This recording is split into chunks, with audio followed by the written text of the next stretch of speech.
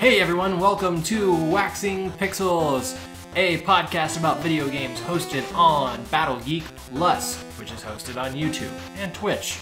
My name is Josh, and with me, as mostly always, we got Heather. Hi. Ryan. Hey. And Frank. What's up? I really need to start enunciating that more. I still, every time, I'm all like, and Frank. And like, Frank. And like I've got Heather, Ryan, and Frank.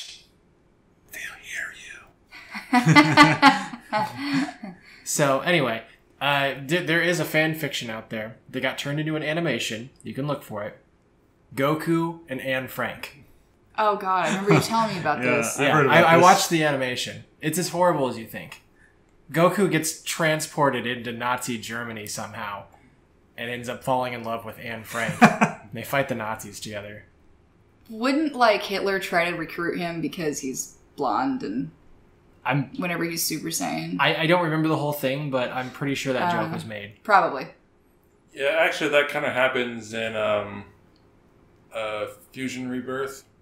Yeah. What was that, movie 12? Yeah, movie 12. Yeah, the Fill me Janemba in. one. The Janemba one. Yeah, because okay. like all the dead people were coming back and stuff, and there was like Yeah. Okay.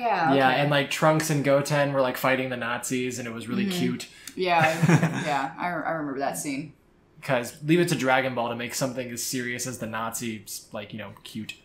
Well, cute in terms of destroying the Nazis. Cute. Yeah, well, I mean, like the tanks and like Hitler and everything. It was all very cartoony, So, anyway. Let's move on to that segment we do before we talk about things that are happening in places. What you playing? Heather, what you playing? Right now, I'm not playing anything. Let's see. So I had beat Shantae with a 98%. Made me very upset. Eventually, at some point, I would like to think that I will go back and play it again. If not, just because, I want to. And I finally beat Zelda also.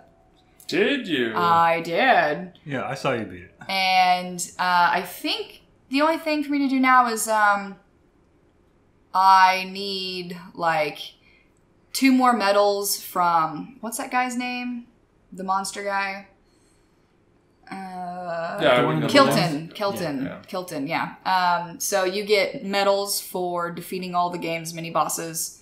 I already have 1 medal for defeating all the gigantic desert monsters. I'm pretty sure I've killed at least over half of the Hinoxes. I just have to find the rest. I just have to go through the map and find them all. After you beat the game, it'll tell you whether or not it's been defeated whenever it shows its health bar. And then the other bosses, what? So there's the Hinox, there's the desert one. Oh, there's one other one. It's not the stone taluses. I have to do that too. I know that there's a Firestone Talus. Oh, I know the location of one of those on Death Mountain. I know the location. I used one particular one up in I think in the Gerudo Highlands. I used that one a lot for fodder, just to get gems and whatever that I needed. So there's that. I haven't picked that up in a while because I started playing Until Dawn. I have since beaten Until Dawn. I liked it. There were things about it I didn't like. The slow reaction time whenever you're like pointing at stuff just kind of irritated me. Again, I hate fixed cameras. I was really confused partway through the game because, the game was ruined for me just because I didn't pick it up, until it was free now. So I already knew the enemy that you were up against.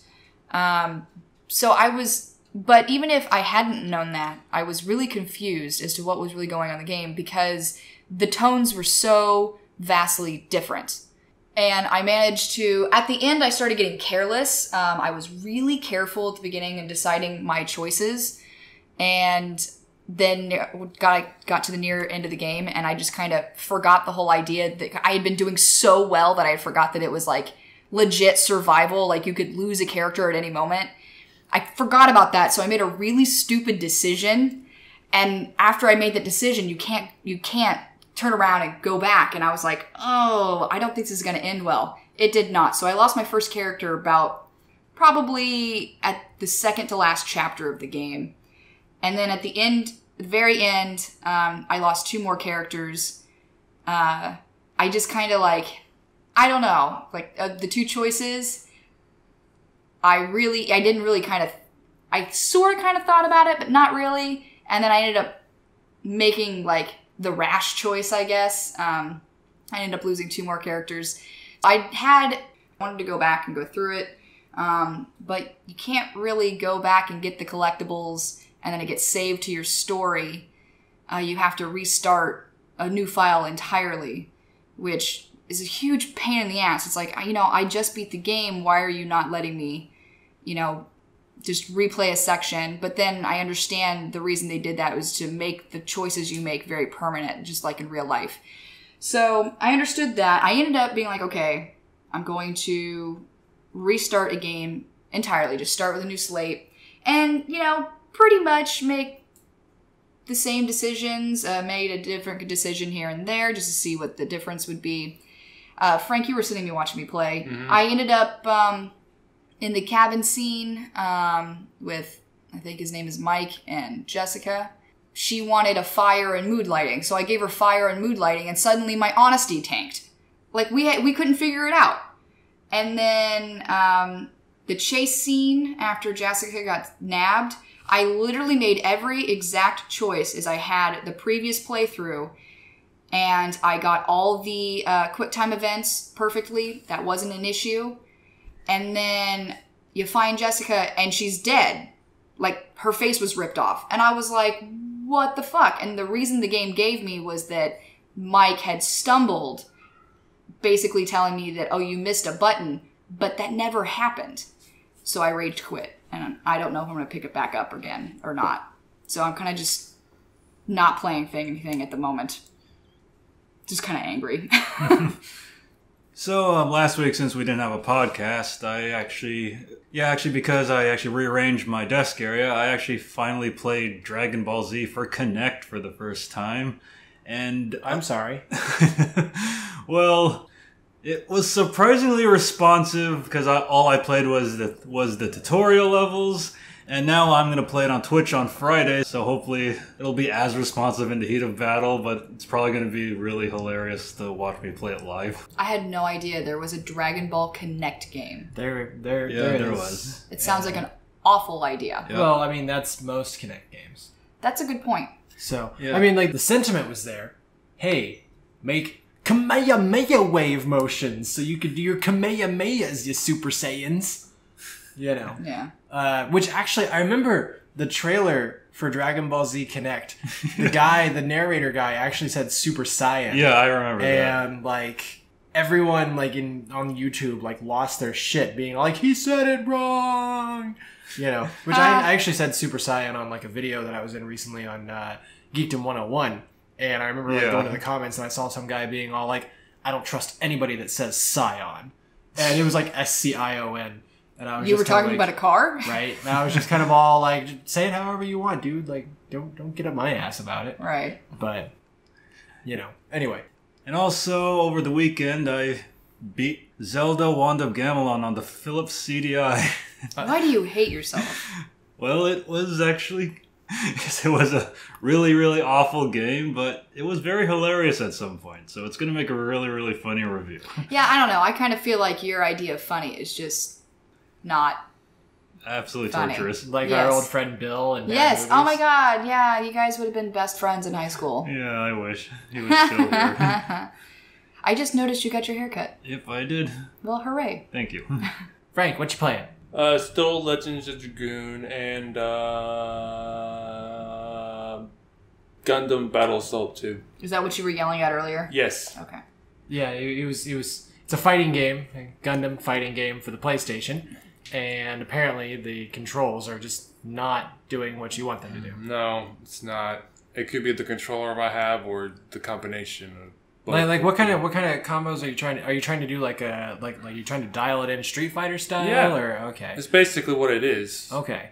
Well, I didn't know if it was one of these like charge character style things, or if it was like No, more I like don't think- combo based, like Tekken, or No, there's no charge-based characters. so everything's like Straightforward. Forward circle back, or high punch forward will do something different than just high punch. Yeah, okay. Yeah, like Something I was like that. watching you play earlier, and it looks like you were like controlling a Gundam that looked like Optimus Prime. Yeah, see, See, when I okay. first saw him playing that, I That's thought maybe he was playing a Max- Transformer. that's See, Max I'm to okay. Gundam. I'm not the only one then, because whenever you said that it was a Gundam game, I was like, wait, really? I thought it was Transformers also, just from the glance that I gave it. Well, like the first time I saw it, it was you were playing as the one that looks like Optimus Prime, Maxter Gundam. and you were playing against another Optimus Prime. So I was just kind of like, shit, what's going on? Is this Gundam or is this Transformers? Like, Gundam. I mean, I've seen you play a lot of Transformers, and then like you were playing against a Gundam that I actually recognized because it looked like a Gundam and not a Transformer. Yeah, I was watching you play earlier. I was like, hey, it's Optimus Prime versus Death Scythe. He's playing Mugen. Mugen. So just wait till the Broly level. Yeah. Are you just playing like older Gundam games for the hell of it, or are you like? No, I had that game before, and I played the shit out of it on the PlayStation. Oh, really? Yeah, but it was like when I had a PlayStation 2, and I saw this game on sale. I'm like, I want to get it just to see how it is, and then it was pretty good. It sucked away hours of your life. Oh, it did. Just like it's doing now. Yeah. I mean, I've only played the first Battle Assault, and I thought it was an okay game. Well, this one's good. I mean, you can download better. it. You got it on the ROM, right? Yeah. I could probably get it. The only Gundam fighter that I've played is Gundam Wing Endless Duel, Yeah, I played that too. which I haven't played any Gundam Wing game ever. there's only like one. Or Gundam game, or whatever. Isn't that the Dynasty Warriors meets Gundam? No. Endless Duel is like it's like what you're playing, but for Super Nintendo, and only Gundam Wing characters. Oh. Okay. So, and that one was pretty rad. And then I can't remember if Gundam came first or if Power Rangers came first, but one of them like was made from the engine of the other. So there was a Power Rangers game where you fought as the Megazords. Oh yeah, for Super I remember Nintendo. that. Yeah. And I don't remember if that game came first and then they used that engine to make Gundam Wing, or if it was the other way around. I have no idea. But I think it was Power Rangers first, but whatever. Well, I'm just waiting for VR Gundam so I can actually control a Gundam in VR. So it's like playing Virtual On in the arcade where you sat down Yes. and had But the with two Gundam. arcade sticks. Like, yeah, that was pretty rad. Yeah, Anyway, so Bandai, if you're listening, make a VR Gundam game. yes, For Ryan specifically. Yes. right? Screw everybody else. Just for Ryan, Just for Yes. Ryan. right? So anyway, I played Speedrunners pretty recently. We played that on the show before. I think I talked about it on the last podcast. I played some more of it, but that's really all I've been doing right now. Other than that, let's see. Yesterday I played Jiu-Jitsu for 4 hours. And now I'm really sore, and laughing and coughing and moving all really hurt my torso. That's what you get for playing the extra hard VR version. Right? Jeez. But yeah, no, it was totally worth it though. But I'm in a lot of pain. So But yeah, I'm in a lot of pain. anyway, well, I'm only in a lot of pain when I do specific things, like watch that '70s show all day and find things funny, You obviously hate yourself. just like Ryan. Aw, you guys are like two peas in a pod. Yeah, we hate ourselves. Yes, we are made of self-loathing. Yep. Oh my god. I'm Moving on. Moving on. So we have topics this week, like we always do, and the first one is about them SNES Mini Preorders. I know a lot of you, including me and Ryan, tried to pre-order the SNES Mini from Walmart, and then they said, "Fuck your business." And well, now actual pre-orders will be going up, according to Destructoid, in late August. Hooray! In addition to that, Nintendo said that they are going to make a lot more units than they did for the NES Mini to try and meet demand. But we'll see if that is actually the case. And even if they do produce, a ton of units, who knows how many people are going to buy, 40 of those units themselves and then turn around and resell them on eBay for, $300 a pop. I wonder how many retailers are going to follow the model that was done in the UK of, oh, you ordered multiple of these? Well, we edited your order to just one unit. Thanks for understanding. I wouldn't mind that. I know. I mean, again, we talked about the fact that it could suck for families that have multiple children who can't share for whatever fucking reason. And, you know, also for people who bought one for their own kid or, like, their nephew also. But the other side of it is just, well, scalpers suck and they ruin everything. Yep. They do. Now, okay, so the Walmart pre-orders, I remember coming home, honey, and you were all like, hey, I got, you know, an SNES pre-order from Walmart. I was like, yay! And then, Ryan, you also had that pre-order. And then everyone started getting emails being like, sorry, your pre-order's been canceled, blah, blah, blah. Now, Ryan, I know that you were basically like, your pre-order had not been canceled yet. Yeah. And you were tweeting about how you hoped that it got canceled. Why? Or how you were relieved that it was canceled. Why? Well, yeah, because of the suspense. I was like, you know, okay, I bet mine was gonna be canceled anyway. Well, I mean, I was like, well, because I remember like Josh's order got canceled the day before mine, and then after that, when everyone else was getting their cancellations, I got an email saying, hey, your order is gonna be ready to pick up on September 29th. I'm like, yeah, I'm gonna get it. And then a couple hours later, I go home, I finally get the cancellation email. I'm like, okay. I'm kind of relieved because I knew it was going to happen anyways, and I just wanted to get it over with. Do you still have your pre-order for the one from that UK retailer? Oh, yeah, I still have that one. You still have that one? We're at least getting one of them. Well, maybe. They might decide, fuck you, you're in America. Yeah, that's So, you know, there's that. So, are you going to attempt to get another pre-order when August rolls around? Oh, yeah, definitely. Wait, the day that we were recording this is August 1st. So, today is August. So, at the end of the month, I should say. Oh, yeah, for sure. And hopefully I can also get one for the Super Famicom. So, at least the multiple units you're getting are from multiple territories and multiple stores. Yeah. You know, like you're just kind of like, okay, I'm going to get a UK one from Amazon UK, and I'm going to get a Super Famicom Mini from, I don't know, PlayAsia or something. Yeah, most likely. And, you know, and then I'm going to go to regular-ass Amazon and get, you know, SNES Mini, like the US version there. Yeah, because last week I saw, like, pre-orders for the Super Famicom Mini at some place in Malaysia, but they were like, fuck you, we don't send to America. Well, yeah, so. I mean, you can always try a third-party service, but whatever. Right. Yeah, so, in any case, I'm going to, if I'm not, like, busy at work or something when those pre-orders go up. Or getting ready to move. Or getting ready to move or something, like, if I'm not, if it's available for me to try and make a pre-order at that time, like, I'm definitely going to do so, unless, like, it comes down to, like, Walmart, in which, well, fuck Walmart. Yep. So, you know, I'm not even going to try with them. And I know there are a lot of people saying that who are going to do it anyway, if they, you know, just to try and get one. But no, really, like, I am not. Yeah, even if that is like the last resort, like, I'm not going with them again. Well, hopefully, like, they'll make 15 instead of 5 systems this time. Exactly. You know, we may even get lucky and they might make 17. Whoa! Get out of my head. Aw, I love you. So let me too. Anyway. Moving on to more horribleness, because that's the name of the game for this part of the podcast. GameStop. Who here still shops at GameStop amongst us? The fact that GameStop's still a thing is... Well, like...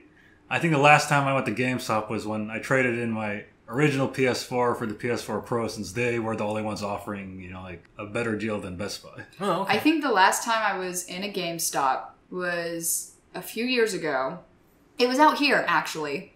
I know that at South Coast Plaza, there's that one GameStop. Not anymore. There was that one GameStop. And I remember we happened to walk in and just walk around, because we were just walking around the mall with nothing to do. Like, it's not like we shop at the mall. All the shops in South Coast Plaza are like, oh, here's 7 items in the store. And you know, the less items that are displayed in the store, the more expensive they are. You know, it's all for super rich people. And, like, so basically half of Irvine goes there is pretty much what it is. It's Asian Central in terms of customers walking around the mall. Yeah, there are a lot of Asian people that go there. So many. And, like, nobody actually purchases stuff there. Like, I've never seen anybody actually buy stuff at that mall. I've seen people walk around with bags from, like, the cafes, but I've never seen anybody walk around with, like, actual bags from actual stores in that mall. So, well, I only go there to eat at that awesome Chinese place. Oh my god! We have not. We were talking about that recently. We have not been to that dim sum place yet. No, it's really good. That's what I keep hearing. Well, but you have to wait like 2 hours. Yeah, for it. I know. Well, a 2-hour wait better mean it better be damn worth it, which It's apparently it is if definitely it's worth still it. open. And still, you know, a 2-hour wait compared to when it first opened up and it was like, oh, you're here and it's day 2, it's a 5-hour wait, you know? Yep. So yeah, there was that. But Frank, you still shop at GameStop occasionally? Well, last time I went, I bought Mario Kart, I think. No, I bought a present for my brother. How long ago was that? Christmas. Oh, okay. I also like Well, around the same time shit. both of us. What? Today, what's this month? Today is August 1st. Okay. His birthday is next month. Okay, well, his birthday will be around the time that we move. well, Yay! well. In any case, if you need to buy more Christmas presents for your brother from GameStop, and you want to get those sweet, sweet deals, GameStop will now be open on Thanksgiving this year. Assholes. Cocksuckers. Bastards. Let me get in my whoop-de-doo copter and fly away. So GameStop previously has in 2015 and 2016 they have talked extensively about respecting families and the holiday and all that stuff, and their U.S. locations for GameStop and the other shops that they own in the U.S. they've left them closed on Thanksgiving and opened up on Black Friday. But this year, apparently, they've had a change of heart and fuck your families. Because, yeah, GameStop will be open on Thanksgiving this year. I've worked for Best Buy back when stores started opening up on Thanksgiving. And Best Buy was one of those stores that did open up on Thanksgiving. And I just want to say that amongst the 20 to 50 viewers that we get per podcast, if you go shopping on Thanksgiving, you're probably not my friend. Well, I mean, like, it's weird. It's one of those things where I understand places like grocery stores and shit being open. I'm talking about, like, electronics. Yeah, I know, but that's where I was going with this, is that I understand certain places being open because not everybody celebrates Thanksgiving. Not everybody has a family to get with, or they don't care. And sometimes you realize, oh shit, we destroyed the turkey. We better go to the store and pick up some burgers.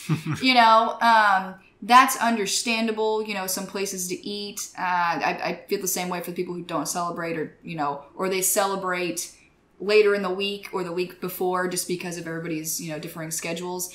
But who the fuck is going to go buy a DVD player or a Roku or a TV or an Xbox on fucking Thanksgiving? Enough people that it's profitable and they keep doing it.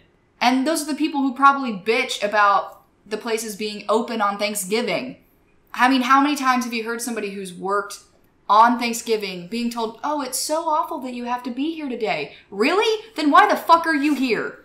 You're the reason why I'm here. Really, the only good thing about being open on Thanksgiving is that when I did get rude customers, I could smile and tell them Happy Thanksgiving, as like they were like, well, we're gonna go shop somewhere else, And they were rude because like I was doing something that was not sales related at the store, and like someone who was doing sales related wouldn't do the even more ridiculous package deal than whatever was already available for Black Friday. Yeah.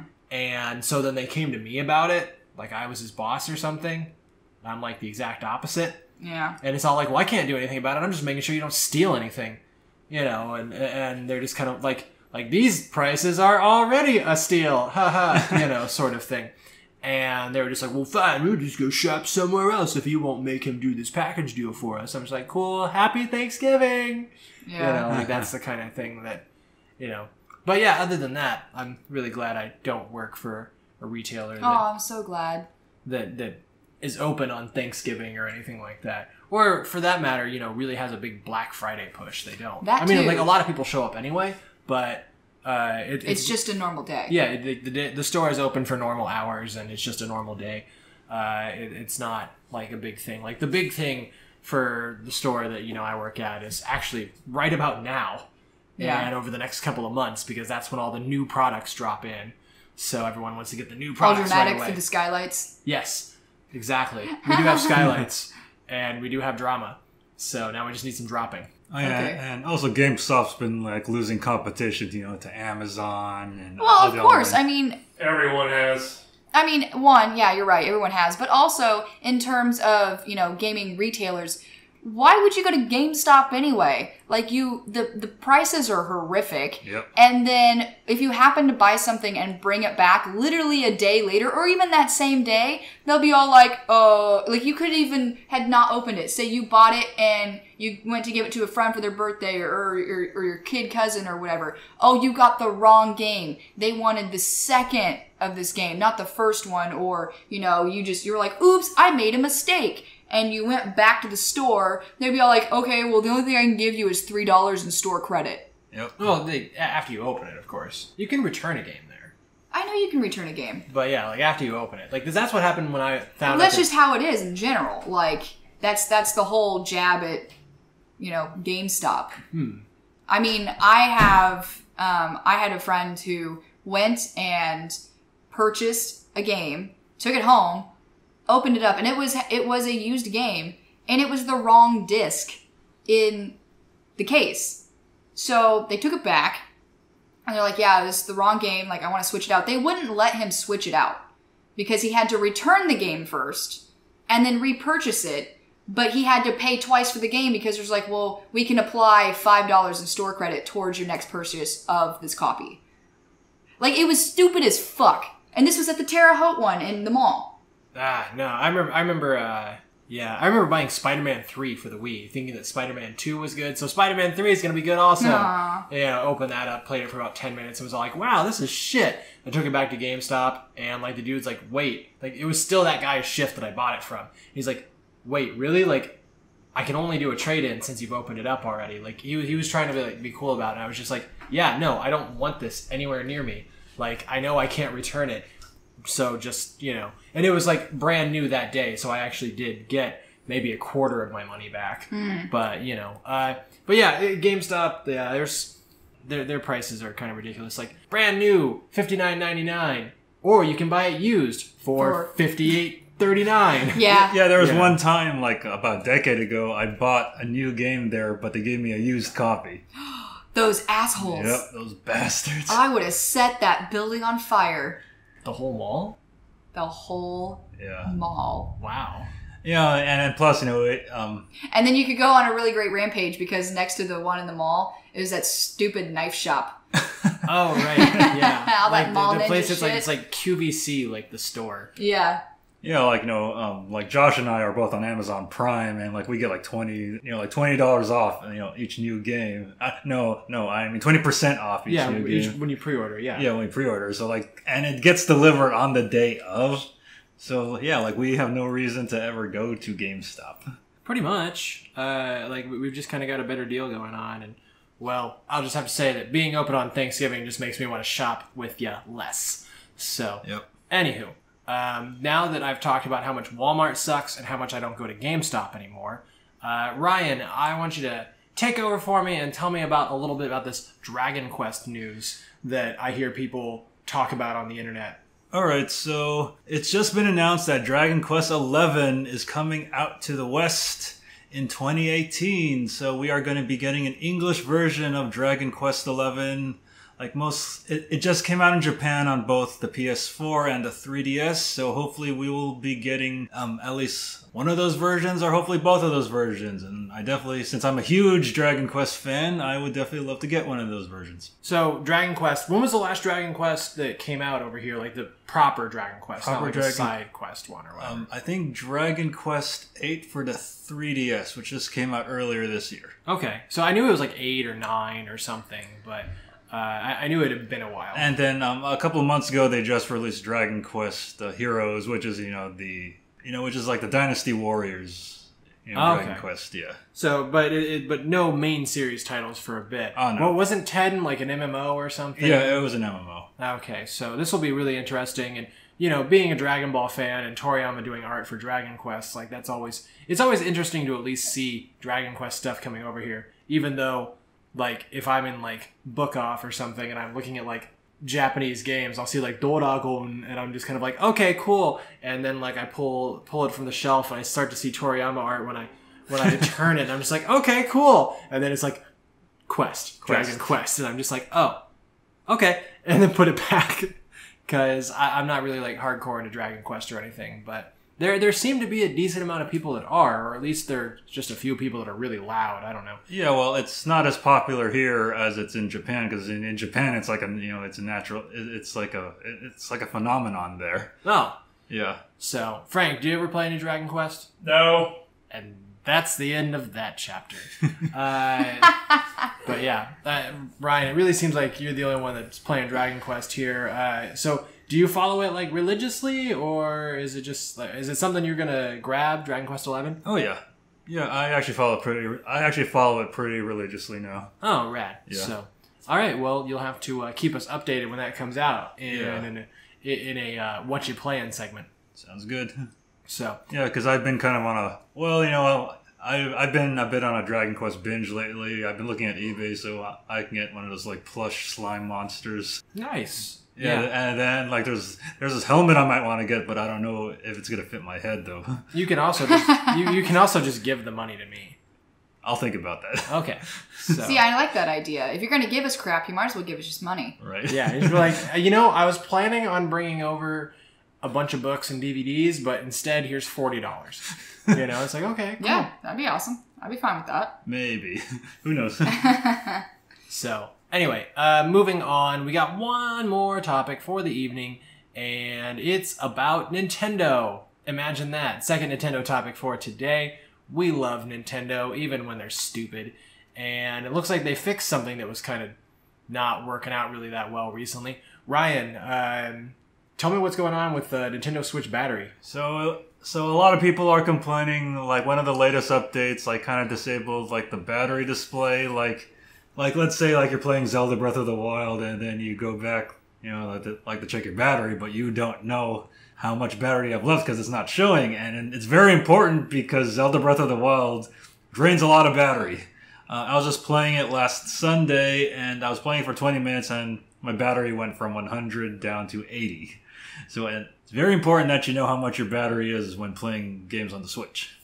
I didn't even know there was this issue, or there was a system update. I think it probably had to do with the fact that I haven't played anything on the Switch in the last, 2 weeks. Well, I've just been playing, the DLC for, Zelda Breath of the Wild. And we still haven't gotten that. We haven't gotten that. We spent a lot of money in July, so we haven't really so much money, and now we're moving next month. Yep. So yeah, we're kind of pinching pennies right now and not getting DLC and the like. All right, that's fine. So, but yeah, it's definitely worth getting. Well, but when you play Zelda, I know Zelda drains the battery a lot faster than something like Mario Kart or Puyo Puyo Tetris. I mean, it makes sense. Yeah, because have you seen it? It's gorgeous. Yeah, like one time I brought Zelda and the Nintendo Switch to work, so I was playing during my breaks, and by the end of the day, my battery was already at 20%. Oh wow! Yeah. How long had you been playing though? Actually, yeah, I was playing. I think I played for 2.5 hours. That sounds pretty reasonable though for a full console game. Because I remember back in the day, there was someone from Sony had said oh yeah, we could totally make the PS3 portable if we wanted to. This is long before the Switch, but the battery would drain in 5 minutes. And so, yeah, 2.5 hours doesn't really sound all that unreasonable to me. But yeah, battery display not being accurate, that would kind of suck. I actually remember during that day I came here and I was like, hey, can I use your charger to charge my Switch? Oh, is that what that was for? Yeah. Okay, yeah. So I still, Heather's taken it with her before. Yeah, just to the dentist's office. Yeah, when I was doing stuff and you had to drive me back and forth, it was that. But, I haven't really taken it anywhere other than, a different room in the apartment yet. So yeah, I admit, when I play the Switch, I'm always constantly checking the battery because, I never play it docked. I haven't played it docked for, I don't think I've played it docked since I played Joe in Ultra Street Fighter 2. Yeah, I remember when he was running around being like, does anybody have this game? Yeah.